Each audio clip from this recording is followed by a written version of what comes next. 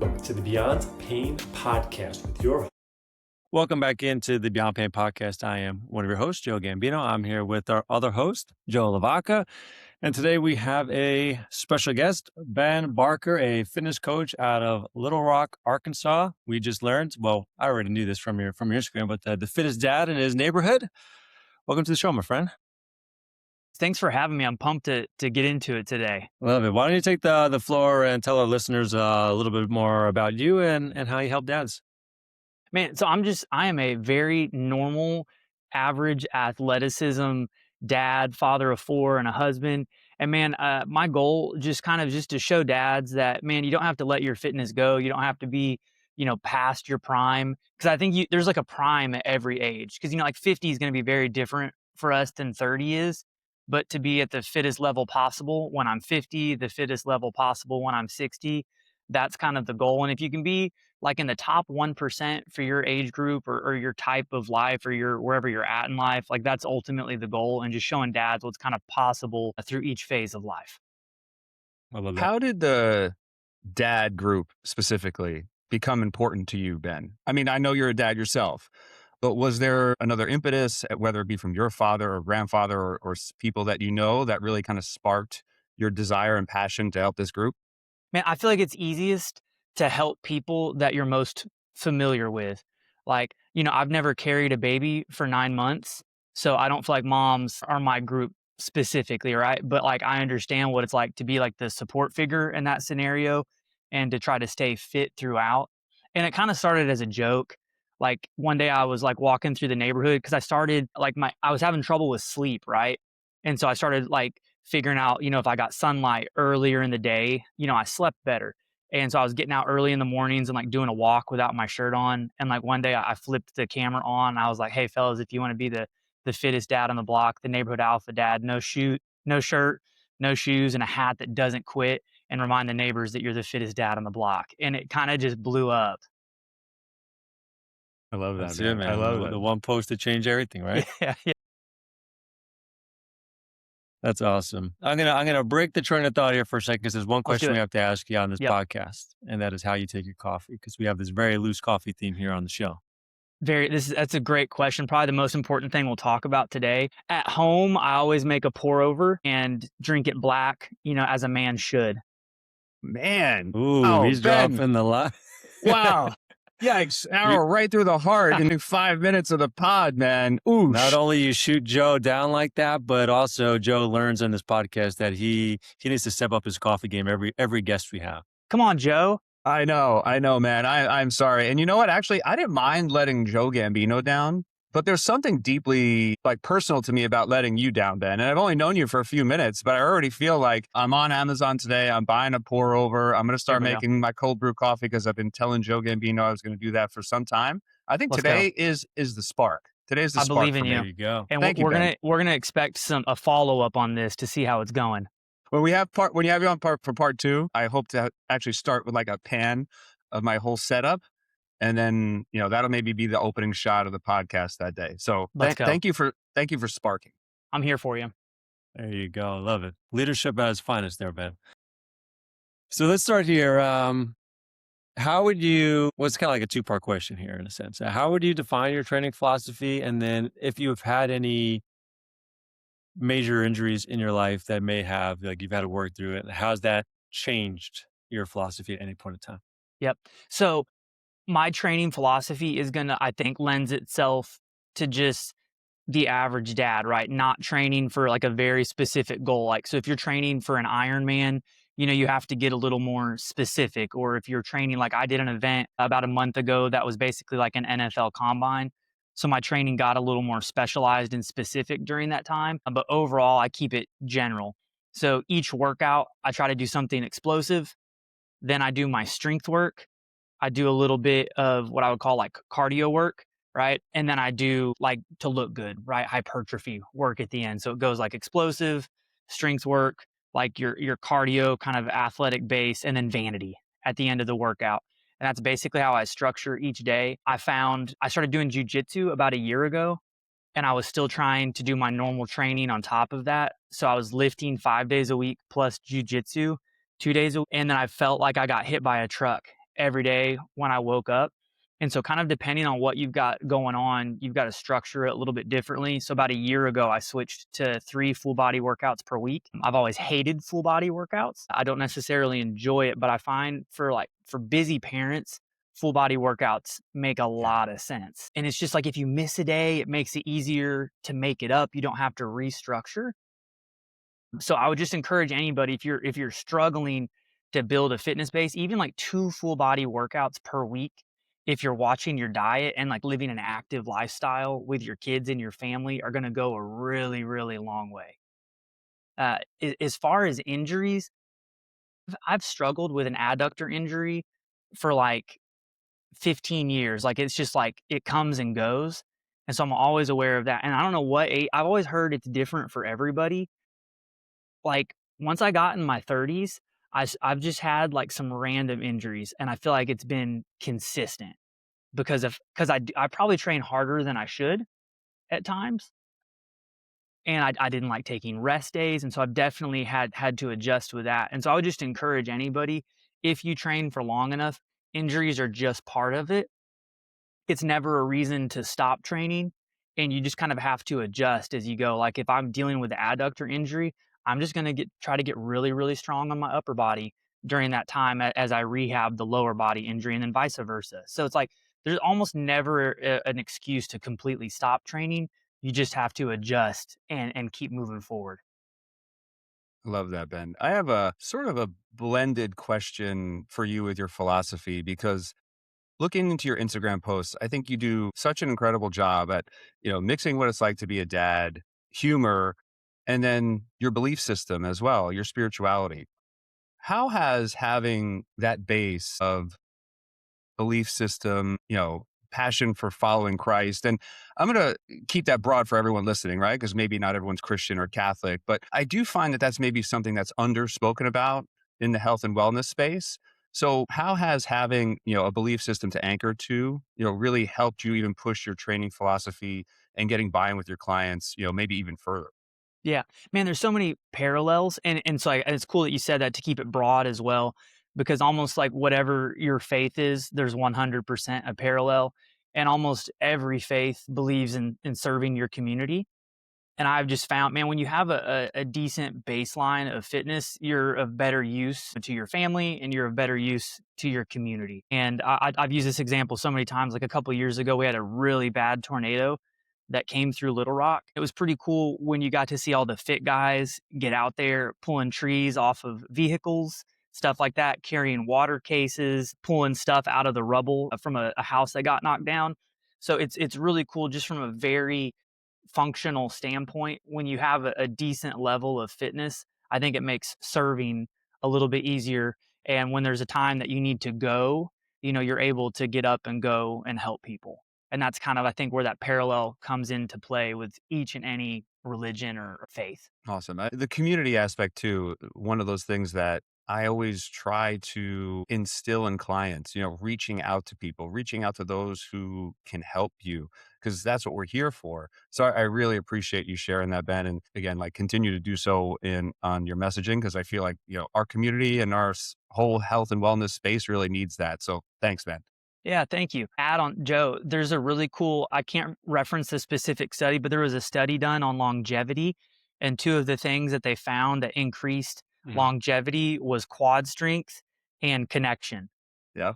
Right, which is wild. And if you think about it, man, if you build that lower body strength, you're able to be mobile, when you get older. And then when you have that community connection, like your life is full and you're able to go for longer. Yeah, for sure, man. I think, having purpose in life with the people around you and strong legs, right, Joe? I Yes. mean, Yep. I love it. And I mean, I see the theme on your Instagram, man, the short, you have to wear the 5-inch shorts, right? So those, all of it comes together, so I love it. So kind of going on this, you mentioned better health, better use to your community. So what would you say are some like non-negotiables in your health and fitness journey? And how could a dad who maybe wants to get started or maybe is struggling with some pain and trying to, Man, so if I had to like choose one facet of fitness for me, it's just strength training, right? And I had this happen, I think it was last Friday. I had this big, glorious workout plan, and just everything with work and family like went wrong that day. And so ended up, I had about an hour and 15-minute workout I wanted to do, and I had 30 minutes. And I'm just like, so I could like go through this with very low quality and just try to squeeze everything in. I can pick the most important parts and just get it in. And I saw a post about this on Instagram today. It was something like, one workout per week is better than 0 workouts, and 10 minutes of working out is better than 0 minutes of working out. So that day I was like, you know what? I've got my barbell strength work. And for me, I felt like that was what was most important that day. So I got in my squats. I did some weighted chin-ups. I did dumbbell incline press, and I did some heavy RDLs. And, part of me felt disappointed, but I went in there, I did it with intensity. I got in what I could, and I moved on with my day.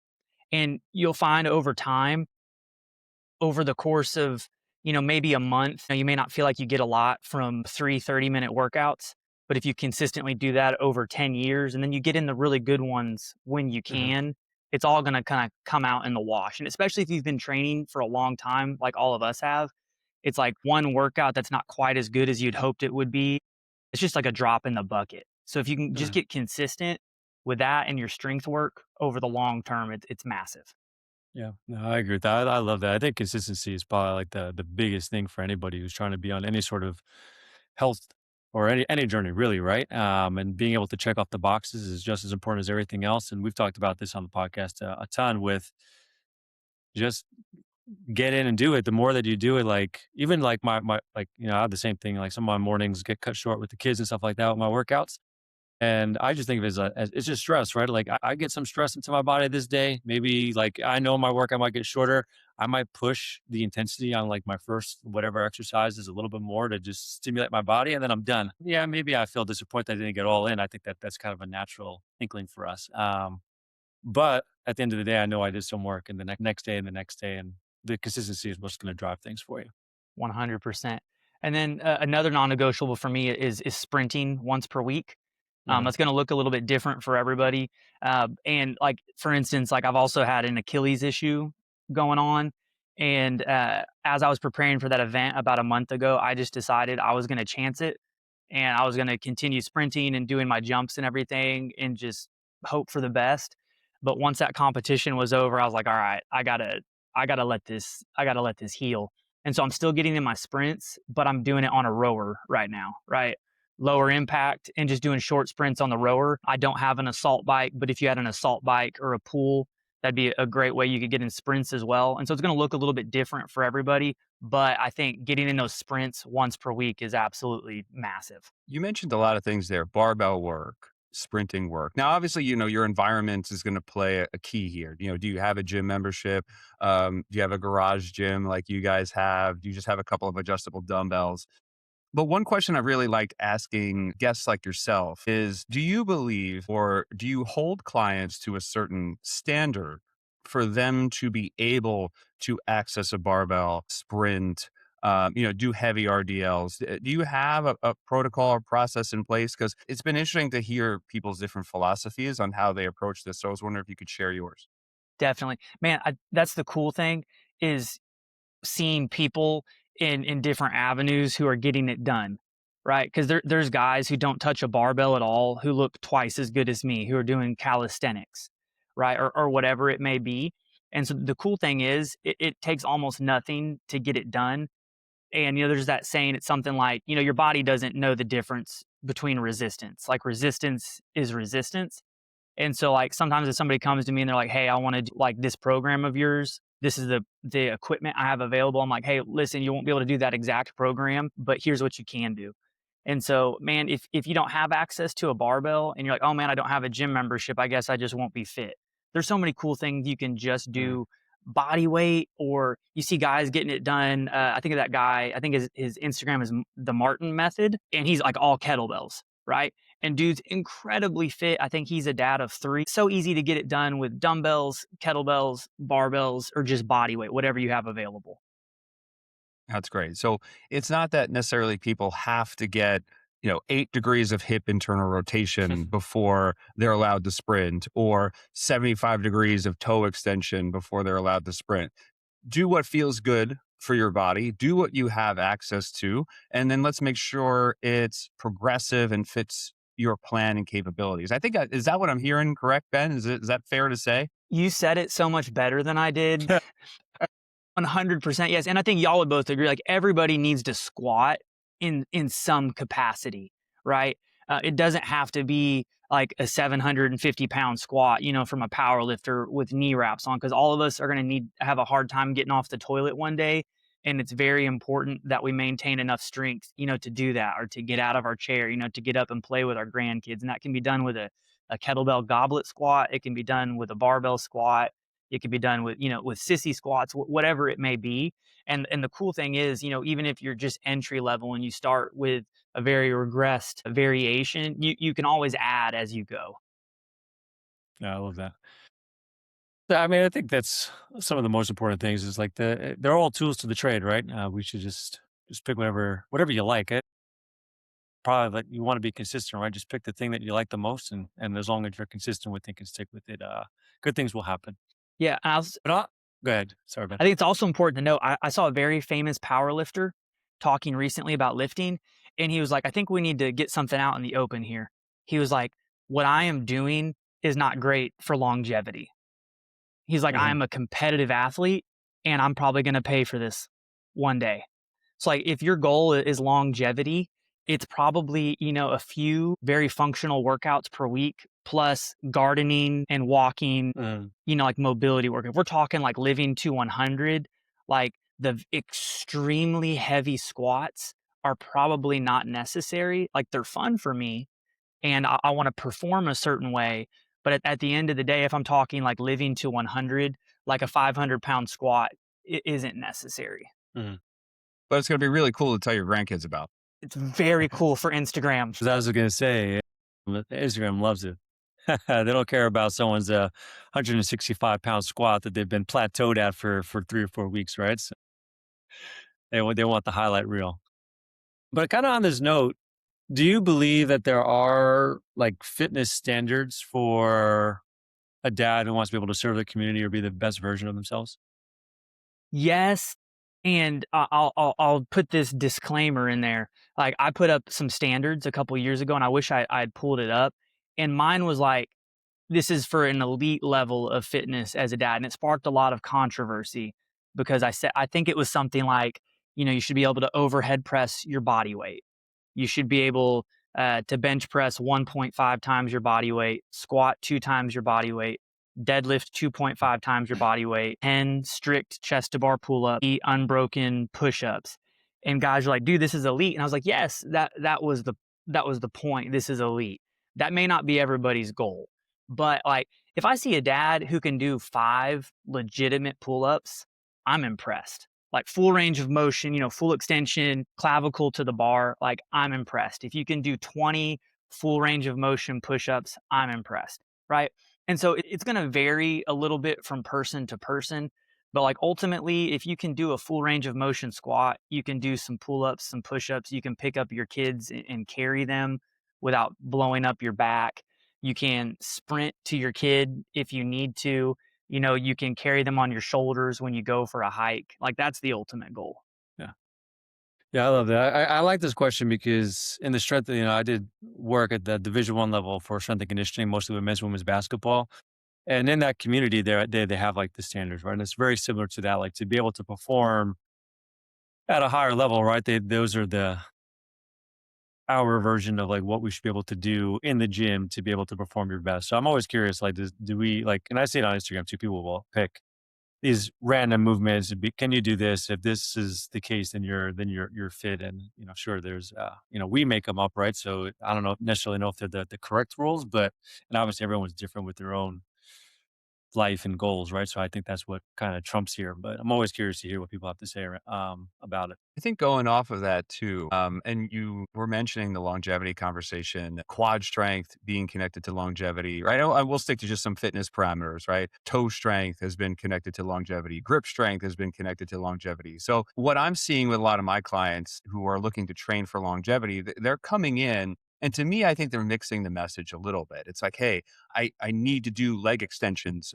in my program. And I'm like, yeah, okay, well, we could put leg extensions in there. Oh, but I also need to do a lot of calf raises. Okay, we could do that too. And then I'd like you to end every session with farmer carries, or something that trains my grip so I can live forever. And I'm like, okay, well, sounds like you just wrote your own program. So why do you need me? But I think a lot of that stuff is proxies to just being healthy and fit, right? So how have you been navigating those conversations with your clients? Because I'm imagining all human beings are relatively the same. People are coming to you with those longevity goals. Are you specifically programming very differently for those types of clients? Or are you just maybe taking them to 4 sets of 8 instead of 5 sets of 2 when you're thinking about like long-term programming? Yeah. So the main thing I'm doing now is I don't like to use the word generic, but I have a program that I feel like fits 99.9% of dads, right? And so what I'll do, like typically my program is just laid out like this is what it is for the day, and everybody does the same workout. What I will do lots of times at the end of the workout, I'll do something where it'll be like, this is last section of the day. I want you to choose 50 reps of any exercise that's something that you need to improve. Mm. Right. And so like we have the main workout for the day that everybody does. And then I'm like, if you're struggling with your low back, I want you to do 50 reps of 45-degree back extension broken up however you want to. And so I kind of leave that in my programming because like again, everybody needs to squat. Everybody needs grip strength. And it doesn't have to be a farmer's carry though. It can be, a dead hang from the pull-up bar. Mm-hmm. Like if you're doing deadlifts and you're holding onto the barbell without straps, you're working your grip. So I think most people sometimes get almost, and y'all know this, if somebody has a very specific injury that you're working with, you do have to really get in there and do something like very specific to work on that.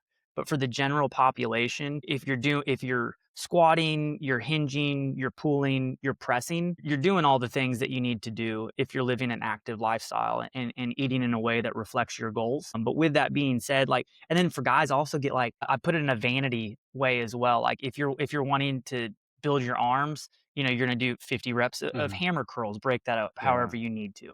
And so I think for the most part, if we're hitting the main movement patterns that we need to, and then you have something specific you need to address, you can do that as extra. I love that. Joe, I don't know if you've realized this, but over the last couple podcasts, you've brought up like a goosebumps, choose your own adventure. I think Yes, especially yeah. when you've been asking me questions. And Ben, I love that. And I'm always looking for like little bits of advice from other coaches. I love just adding in an extra box for my clients to be like, hey, look, if you want to work on this, throw in an extra couple sets of this today. Choose your own adventure to kind of end it. I love that. I might steal that from you, buddy. I'm going to give you credit for it, but only for the first month of programming. And then I'm going to steal it and take it as my own. Then it's yours. But also, Joe, this is the second time that I've said something and then you've said it better following me. I've never called it choose your own adventure. That's such a good idea.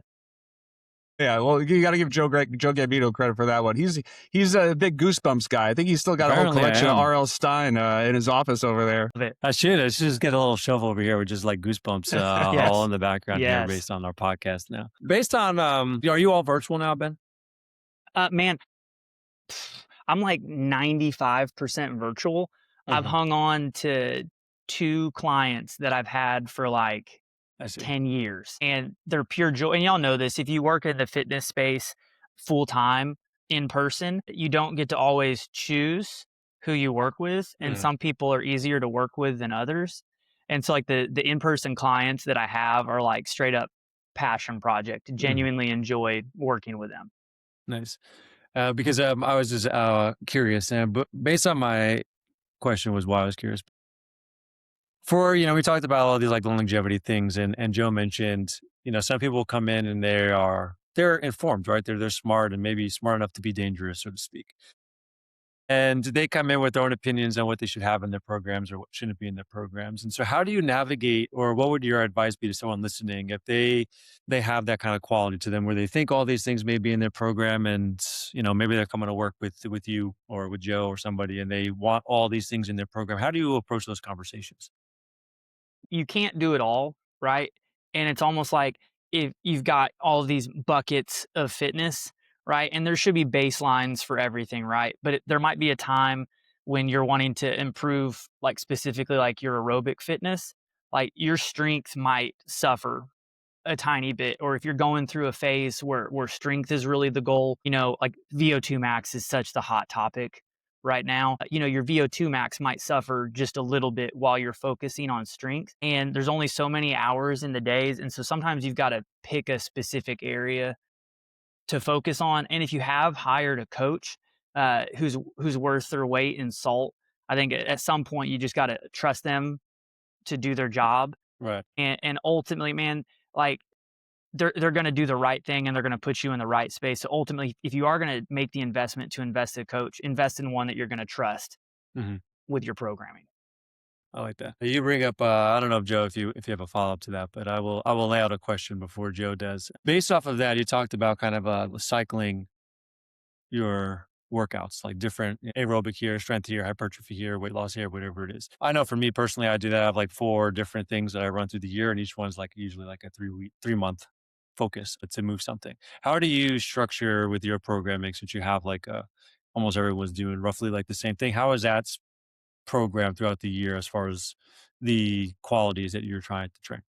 Mine 100% has a bias towards strength Mhm. and hypertrophy. And I think any good program is going to address, a little bit of everything. I 100% could do a better job on the aerobic capacity. But what I've done with people is like, if your aerobic capacity can be addressed through an active lifestyle.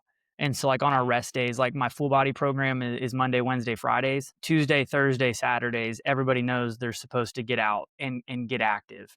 And if you're working on your strength, right, and that's the focus, but on your other days you're getting out and you're getting 7,000 steps, you're being active with your family. That's going to address really what you need aerobically.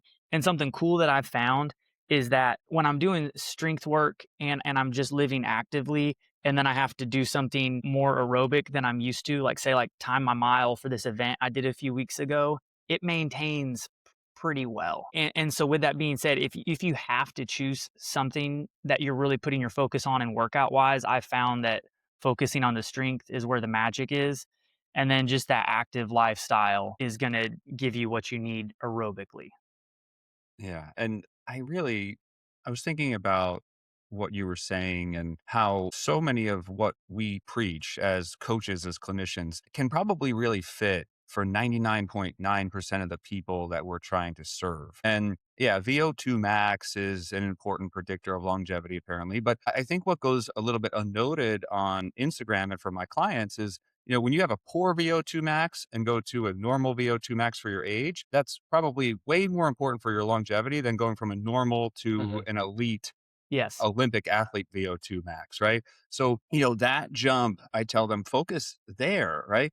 I think getting back to average or maybe being okay with some average, and I know we have a question for you about culture and stuff that I think this might bleed into, is kind of pushed down by the healthcare community or maybe the wellness space. And maybe that is to generate more money or make people feel like they need to always do more. So what do you have a comment on that? Because I'm sure again, like your clients struggle with that idea of like there's always another rung on the ladder. So how do you address that as a coach, being like, hey, this is okay for you. Here's our entry points. What conversations or maybe motivational things do you use to guide them to be okay with getting a little bit better? Yeah, man. So y'all remember Deion Sanders, Mhm. the Of football course. player? He always had this saying. He's like, "You look good, you feel good, you play good." I I, I think ultimately, like vanity is a part of it, right? Yeah. And so if you're excited about the way that your clothes fit, you've got the energy to play with your kids, to hit your work day. Uh, you're gonna perform better, Mhm. when you look good and you feel good. And so it's almost like we're so tied into the metrics, like hitting these numbers and stuff like that.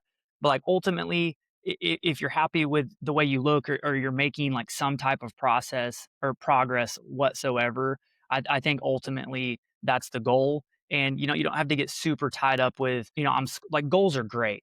Like, I love goals. Like, in my program, we work off of percentages on our squats and bench press and stuff like that. However, like, if I feel good and I look good, there's a lot to say right there. And I know there's a lot of, leeway in that. But I think you put a lot of weight into how you look and how you feel. And ultimately, that's what keeps it fun. And you don't have to dive so deeply into those, like, my VO2 max is this, but Johnny's VO2 max is this. Right, right. And going back to that idea of like your performance athletes, right? If you have a guy coming in and they want to be first place in Apex, obviously you wouldn't let them do that because you want to be first place in Apex. There's always be a little skew there, right? Yeah. But you have someone who wants to be first place in Apex, somebody who wants to live longer, and someone who just wants to get stronger to play with their kids. I love all of those goals, especially, or even if you want to look better, because guess what? You're going to funnel down into the same philosophies and principles. Yep. So I love your goals. I'm never going to tell people to choose a different one, but I do think having something to look forward to is really important, because then I'm going to funnel you into this idea of just consistency and staying the course, and, staying safe and using your progressive overload and your percentages so I can guide you to either finishing first, looking better for the summer, or just simply getting stronger. So I think a lot of that stuff then like ties back into, all right, well, hey, how's your nutrition, right? If you want to cut, you got to probably eat a little bit less. If you want to get a little stronger, you probably got to eat a little bit more. So, but no matter what, with those training philosophies, I do feel like they all converge. And I think that's where, and to your point, I've really found a lot of success with my clients in pain, being like, hey, all right, I know your back hurts, but your back is made of muscles and tendons and joints, just like your knee and your shoulder. So if your knee and your shoulder respond to pumping and moving and walking and everything else, why would your back be any different? So let's get you on this program that's just going to help you restore some confidence. So I think it was a great point. 100%. And it's like one of those things, as we age, we're probably going to hurt in some degree, no matter what we do. And so my joke has always been like, I'm going to hurt no matter what. I'd like to hurt and be strong, and hurt and be fit. And so like you can almost have pain from inactivity and being sedentary, or you can have some discomfort from putting in the work in the gym. And y'all know there's a fine line there, because there's also people who which I fall into this, is like, I want to work out so hard that like if I'm doing legs, like I want my quads to hurt the next day. And I don't know that that's always healthy. Right. So there's a happy medium in there, but I just think going ahead and agreeing that there's going to be some pain along the way, and we'd like to be in a little bit of discomfort because we've gotten fit, rather than in discomfort because we've been sedentary and inactive. Love it. Joe, I love this last question that you had for Ben. You want to kick it to him, because I think it really speaks to a lot of the things that we've been speaking about, and I think it could tie our conversation in really nice. Yeah. Perfect. Yeah. So you had an Instagram post that talked about how the average American dad is overweight, exhausted, and complacent, and that we should start to think about being countercultural. So can you elaborate on that, and how can a dad listening to this podcast start to take control of it? Yeah. First of all, being a parent, or in corporate America, we're busy. I think it, like, hustle culture, and there's two sides to this coin, right? We also need some time to relax and enjoy the fruits of our labor. However, if you look at, like, I live in Arkansas, which is one of the fattest states in America. I guess that's not the nicest way to say it. We have one of the highest obesity levels in America, right? And I think people start using life as an excuse to let their fitness go. It's like, I would get fit, but I've got this. I would get fit, but I've got that. And so I think being countercultural is carrying along a level of fitness that, you're confident in the way that you look, and that you can pick up and do anything, anytime. So like, something that's always been important to me is one day when I'm like 55 and my son's like, Dad, I want to go hike Pikes Peak in Colorado. I'm like, where's my backpack? Let's go do this thing. And so I think being countercultural, it's not even necessarily a way that you look. It's carrying a fitness level that allows you to go do anything at any time. Like if my son's like, I want to go run a half marathon, we've got 12 weeks. I'm like, let's do this thing. Yeah, I love that. Maybe for somebody who's, like, I feel like being fit is, especially as a dad, like it's hard. And I feel like, especially on social media, it feels like it's almost like a superpower. Like these people, like, how do you have so much energy to do all these things? But I also feel like that's not the reality. Like I know like 7, 8 o'clock, sometimes at 5 o'clock, like I'm crashing. Like I need a nap on the couch because I have to wake up extra early just to get my workouts and stuff like that. So what are your thoughts on that as far as like, like energy levels and like how do you like make it work in a sense? Yeah. So this goes back to a question from earlier, but it's like talking like faith and fitness and all of that. I once had a guy tell me that discipline begets discipline. Right. And so it's like the same discipline that gets you up at 5 a.m. to do your workout or, on your lunch break or an evening after work is the same discipline that gets you up off the couch to play with your kids. And I think that's the one problem with social media is, you see all these people who are like, it looks like they are doing everything right. They're going on vacations, right? They're out playing catch with their kids in the yard. They're working out for 3.5 hours a day. They're cold plunging. They're in the sauna. They're making $250,000. You know what I'm saying? However, it doesn't always feel good, right? And I think just having that realization, like you're not always going to want to do the workout, but typically you feel great after you do. You know what I'm saying? And it's like the same thing with like getting up to play with your kids. Like sometimes you don't want to. You want to stay on the couch and scroll on your phone. You want to put like something on Netflix for the kids and zone out.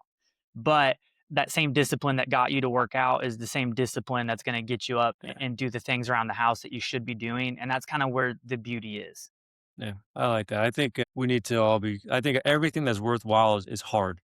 Yes. And I think we need to get into mindset of being hard. And that's the themes with the kids. They're real. I mean, that's like exactly what I'm talking to like my daughter about. Like doing hard things is okay. It's good to feel the legs burn when you're riding your bike and not give up and get off the bike. And, same thing when she's trying a project or something like that. So I Love text that. that very thing to my stepdaughter this morning because she's in high school now and she's learning the idea of making tough decisions. And I literally said to her, when you're stuck, ask yourself which one's harder.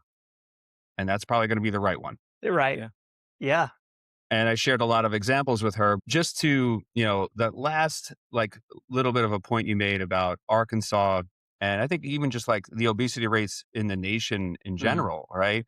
It's a lot easier to look right and left at who you surround yourself with and be like, well, I look like this person. I look like that person. I do the same things as they do. So why should I change?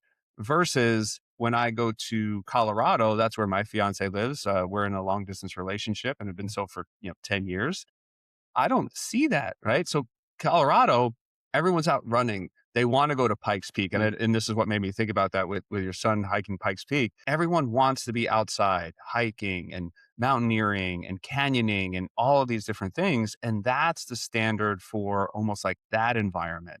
So I think the value of coaches like yourself and Joe is you're placing someone into your life that you want to emulate and that you want to learn from and that you want to sort of like gather information from because you're probably missing it in other pieces.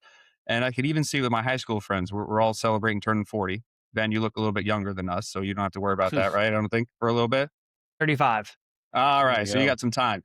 But what was really interesting was we always had, the one fit friend, right? And, we joke, oh, hey, your muscles and blah, blah, blah.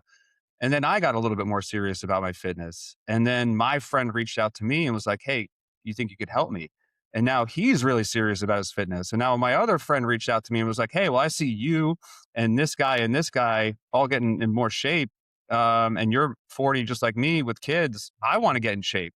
So now it's even like within our group of high school friends, like because we're each seeing the other one take care of themselves just a little bit more. Yeah, we still love Bud Light, but there's a little bit of a difference now in our decision making. Ben, I really thought this conversation was wonderful. Thank you, like really so much for your inputs. Thank you for your messaging. Please keep doing that. And let our listeners know, man, how can they reach out to Ben Barker? How can they work with you? And are you accepting new clients? And, give us the whole rundown. Yeah, definitely. Best place to find me is basically any social media platform, Ben Barker Fitness. Probably best place is Instagram. I'm pretty responsive. Shoot me a DM. I'd love to connect. And fellas, I really enjoyed the conversation with y'all as well today. I love what y'all are doing. Thanks, man. Thank you very Appreciate it. much. All right. Well, Joe, we love you. Ben, we love you. Listeners, we love you. Thank you for tuning in this week. And don't forget to come back for another exciting episode of the Beyond Pain podcast.